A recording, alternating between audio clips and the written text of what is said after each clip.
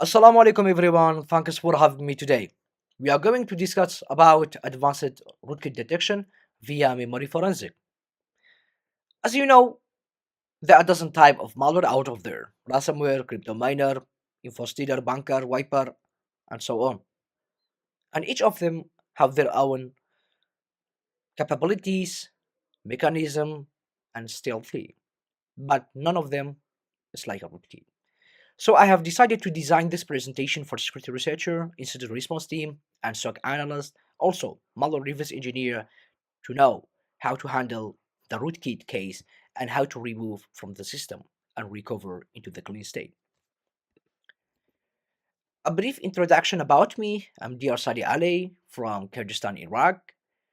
I'm 24 years old, security researcher, spoken in many international conferences such as Black Hat, Thecom Party, Beside Budapest, Arab Cybersecurity Conference, DeepSec COSAC, and also the Volcom from India. Well, the main question is what's rootkit and why rootkit? Well, rootkit is a malicious software like any kind of the other malware, but that hides its presence to gain unauthorized access. Okay? Well, usually, many infected by a ransomware, you see a dark background says your computer has been infected. If you don't pay a ransom, we will sell your data on the dark web or in an underground market. If you're infected by InfoStealer, you may notice that your account password is changed because InfoStealer is stealing your credential. If you're infected by the crypto miner, you may notice that your computer are slower than before. But for rootkit, you don't have any kind of the symptoms. Actually, rootkit use it to maintain undetected access for stealing data or installing other software. Well, each type of malwares may have loader and downloader or stager mechanism to stay undetectable on your machine or have multiple backdoors or for evade detection, and rootkit is one of them. And also, the rootkit is conscious malicious activity to avoid detection. Well, each process in a operating systems, you can easily see it and look on it by using tools like a task manager, process hacker, process explorer, and so on. But actually, for rootkit, there are no process presence in a user land. You have to use a specific toolkit to detect it and reveal the hidden process, and we will gonna discuss about it.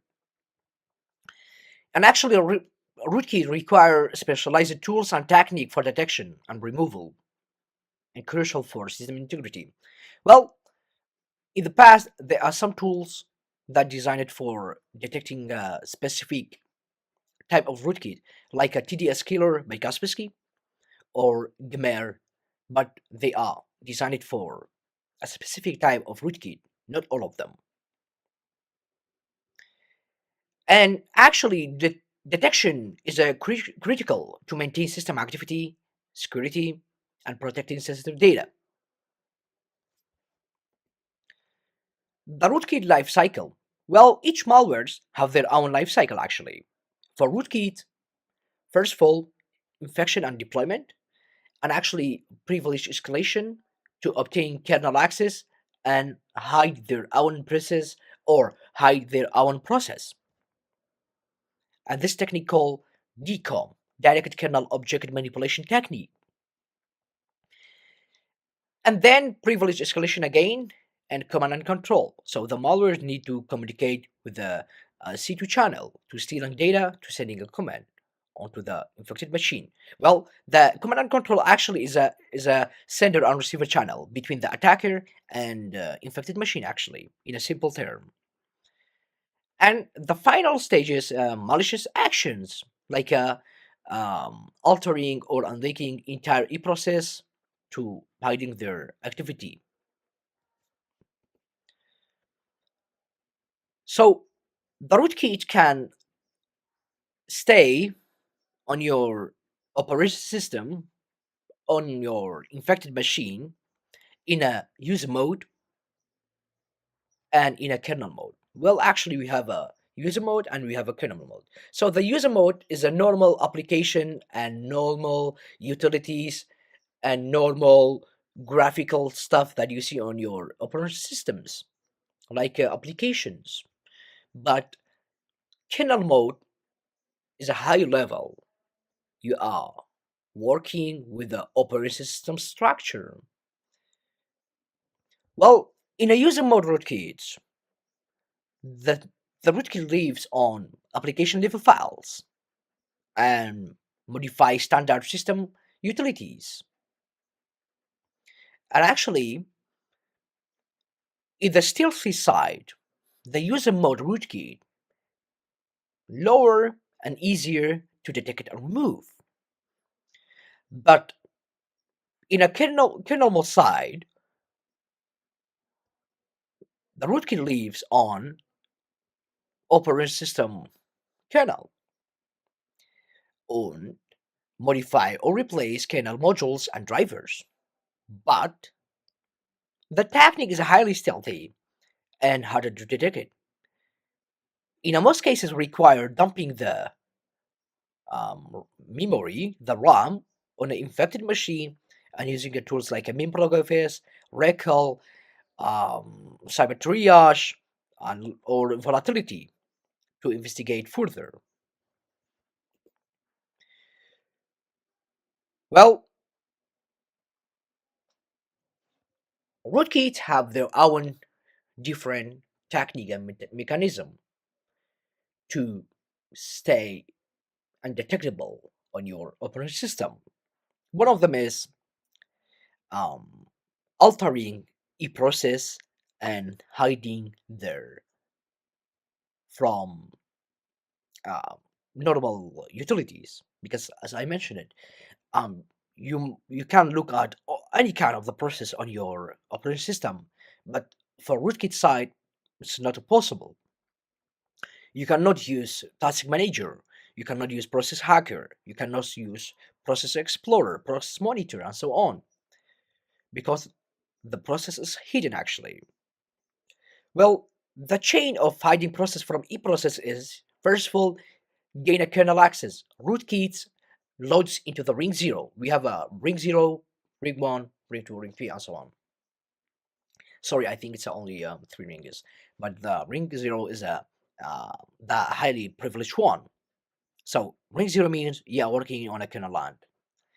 And then find address of its own eProcess structure. Well, eProcess is a kernel structure that represents data about the running processes like a process ID, process name, modules, handles, virtual memory, and so on. Well, actually, you can see it as a database of own process. In a database, actually, you have all information: ID, name, age, phone numbers, and so on. Well, in an e-process, it have information about uh, their own processes. Okay, because in a Windows internal side, each process have their own heap, stack, loaded module, and virtual memory resources, PID, and name, so on.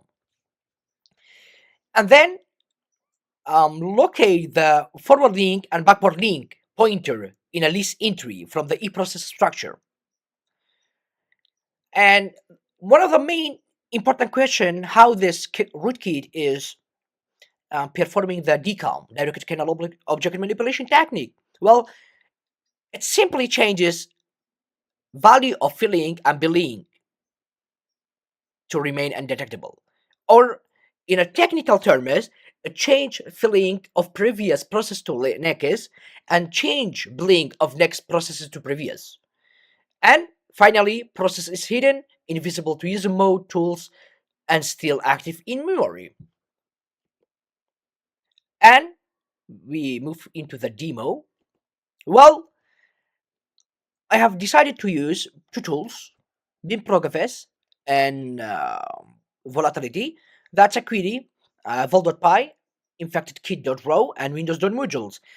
Well, in this side, we have rootkit.sys from the hidden path, and we have a decom.sys from the hidden path. But actually, we have something interesting called uh, Euritaka sys from the temp directory. It's quite suspicious that why a driver should be loaded from the temp directory.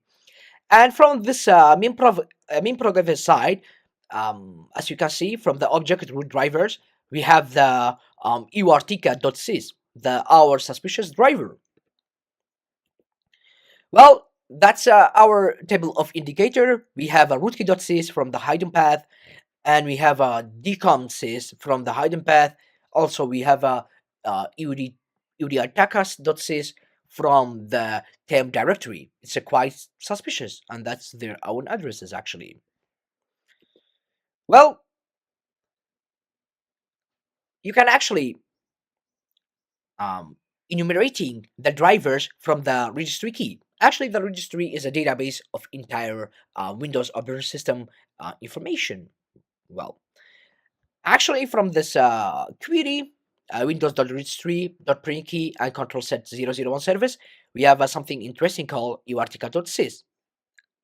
And from the minprog fs side, we have also the same one. You can look it on the right side. Well, again, the image path of uartica.sys, again, is a local temp uartica.sys from the registry print key. Well, I have decided to dump the uartica.sys through windows.modules and / name, sorry, hyphen name, uartica.sys hyphen dump. When decide to upload onto the virus total, you can see the Trojan rootkit Windows, Win32 dot blah blah blah. So actually, it's a clear that a rootkit. You can use this query to dump the suspicious driver name through a volatility, but if you use a minprog fs, it's a quite easier. You can just drag and drop. Well, I have decided to use a vol shell. Okay, it's a shell mode on volatility framework for memory forensic purpose. I have decided to search for iwartica.sys in entire operating systems, and from using modules like a mod scan and driver scan, also importing the module section as appear from the side. And iwartica.sys is available over there. Well, from the event log, we can see something that interesting. So service name iwartica.sys and file name from the temp directory, and service type kernel mode driver, so it's not a user line, and actually daemon star. Well, that's quite suspicious actually. And you can uh, look at on the right side from the params, device hard disk volume 2 users has been updated and local temp uartica.sys. That's quite interesting. So actually, the event viewer, it's a software, it's a utility entire from the Windows operating system. You can look at for entire activity that you are done and you are doing for your operating systems, like a creating file, open the process, or sometimes when you install the software, it show that software is created. I'm sorry. In a second demo, there are something interesting. A txplatform.exe from System32 TX platform. That's quite suspicious because there are no software names like this actually in a System32 path. Well, it load the drivers called QA assist, and actually QA assist from the driver modules is available through a volatility. When upload into the virus total, actually it's a rootkit. And that's all about our presentation. I hope you are learning something new.